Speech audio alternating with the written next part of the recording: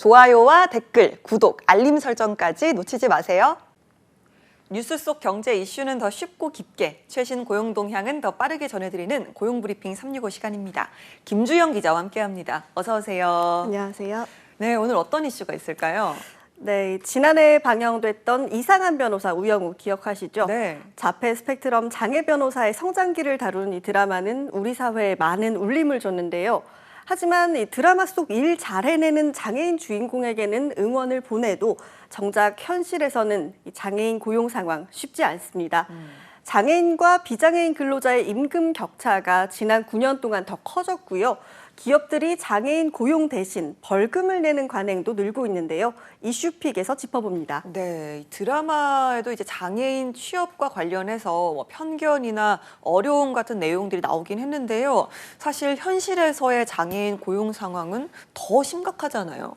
네, 맞습니다. 이 장애인의 직장 참여 활성화를 위한 정책의 본래 의도와는 달리 상당수의 민간 기업이 장애인 고용 의무를 이행하지 않고 있었습니다. 고용노동부 자료에 따르면요, 지난해 장애인 고용 의무가 있는 사업체 수는 3만 42곳이었는데 이 중 58%가 의무를 다하지 않았습니다. 네, 58%면 이제 10곳 중에 6곳 정도의 기업에서 장애인 의무 고용 약속을 지키지 않는 겁니다. 이걸 좀 어기면 뭐 여기에 따른 부담금을 또 내야 되지 않습니까? 네, 취업이 힘든 장애인의 고용을 촉진하기 위해서 만들어진 제도인데요. 예. 국가와 지방자치단체는 장애인 의무 고용률이 3.6%, 50명 이상 고용업체는 3.1%인데 이게 잘 지켜지지 않고 있다는 거죠. 이 제도를 이행하지 않으면 부담금을 내야 하는데 지난 5년간 미이행 기업들이 낸 부담금 총액은 약 3조 4천억 원이나 됩니다. 지난해만 7,438억 원이나 됐고요. 예, 그러니까 이제 기업들이 장애인 고용 의무를 지키기보다는 뭐 차라리 돈을 내겠다, 이런 부담금 납부를 택했다는 건데요. 왜 이런 선택을 하는 걸까요? 네, 이 벌금 성격인 장애인 고용 부담금을 내는데 최저임금의 60% 수준에 그치기 때문입니다. 장애인을 고용하기보다 벌금을 내는 게 이득인 셈인 거죠. 그렇다 보니 장애인 의무 고용률을 채우지 못한 기업 비율은 계속해서 늘고 있는데요. 장애인을 고용하는 대신 벌금으로 때우는 고용 회피 관행이 일상화된 거죠.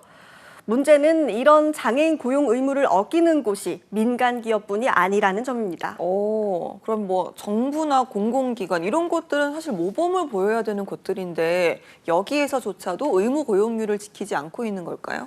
네, 고용노동부 자료를 보면요. 2018년부터 지난해까지 55개 정부 부처와 300여 개 공공기관이 낸 장애인 고용 부담금은 1,942억 800만 원입니다. 네. 이 5년간 부담금은 국방부가 188억을 넘겨서 가장 많았고요. 다음으로는 교육부였는데요. 올해 17개 시도교육청이 부담해야 할 이 올해 부담금 예상액은 975억으로 지난해 대비 2배나 가까이 늘었습니다. 네. 심지어 장애인 의무고용제를 관리 감독하는 고용부도 5년간 10억 8,900만 원의 부담금을 냈고요. 예, 자, 사실상 뭐 장애인 의무 고용률 제도가 있지만 유명무실하다 이렇게 봐도 되는 상황이네요.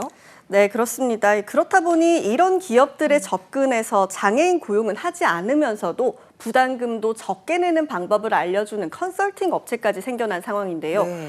이런 업체들은 중증 장애인을 고용하면 장애인 2명을 고용한 것으로 인정하는 이 더블 카운트 제도를 주로 추천한다고 합니다. 장애인 고용률에 따라 의무 고용에 미달하는 인원당 최대 200여만 원의 부담금이 부과되는데 그보다 훨씬 적게 드는 편법을 쓴 거죠. 이런 컨설팅 업체의 난립 속에 4시간, 이 100만 원짜리 장애인 일자리만 양산되고 있는 겁니다. 네, 이런 편법을 중개하는 업체도 또 이걸 이용하는 기업도 참 해도 너무한다라는 생각이 듭니다. 왜 이렇게까지 하려는 걸까요? 네, 전문가들의 말을 들어보면요. 이 업무 범위부터 개별 장애인들이 갖는 장애 특성을 이해하지 못하는 데서 비롯된 문제라고 지적합니다. 우선 업무 기준이 지나치게 높거나 장애인을 위한 근무 조건조차 없는 곳이 많은데요. 장애인을 채용하는 기업의 기준점이 현실적이지 못하고 또 장애인을 위한 근로시설조차 제대로 정비되지 않아서 오히려 어려움을 키우고 있다는 겁니다. 그리고 무엇보다 이 바탕에는요, 장애인이기 때문에 또 장애인이라서 무조건 어렵다고부터만 생각하는 이 인식이 깔린 탓도 커 보입니다. 네, 이런 현실이다 보니까 문제는 장애인 고용률뿐만 아니라 이 일자리의 질도 심각할 수밖에 없는 상황인 것 같습니다. 네, 맞습니다. 이 자폐성 장애인 고용률은요, 28.1%, 그리고 지적 장애인은 28%로 10명 중 7명은 직업이 없습니다. 전 국민 고용률의 절반에도 못 미치고 전체 장애인의 평균 고용률 35%보다도 낮은 건데요. 문제는 이뿐만 아니라 장애인과 비장애인의 이 근로자 임금 격차가 지난 9년간 확대되고 있다는 겁니다. 네, 그렇다면 어려운 현실을 뚫고 취업을 하더라도 이 임금조차 제대로 받지 못하고 있는 상황이라는 거네요. 네, 그렇습니다. 이 장애인과 전체 근로자의 월 평균 임금 격차를 놓고 보면요. 지난 2013년 약 117만 원에서 지난해 약 175만 원으로 늘었습니다. 9년 동안 장애인 근로자의 연평균 임금이 2.6% 오르는 동안 전체 근로자는 3.6% 올랐기 때문인데요. 또 최저임금을 받지 못하는 장애인 근로자는 지난 2014년 약 6천 명에서 지난해 1만 명을 웃도는 등 늘고 있었습니다. 네, 그러면 최저임금에서는 이 법적으로도 차등을 두고 있어서 가능한 걸까요?